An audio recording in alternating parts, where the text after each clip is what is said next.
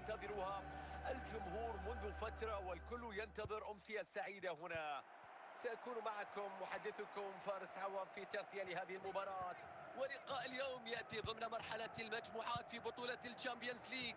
فريق اف سي كوبنهاجن في مواجهة الريدز ليفربول.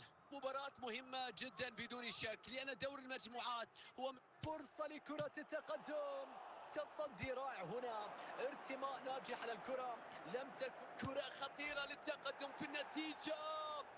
هدف ياتي الآن، الهدف الافتتاحي ياتي في توقيت مبكر.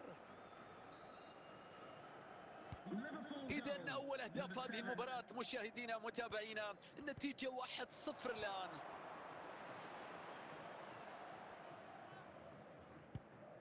الكرة وصل، هذه فرصة خطيرة، الفرصة مستمرة هنا، يا رب، كرة في المرمى وهدف يوسع الفارق إلى هدفين الآن.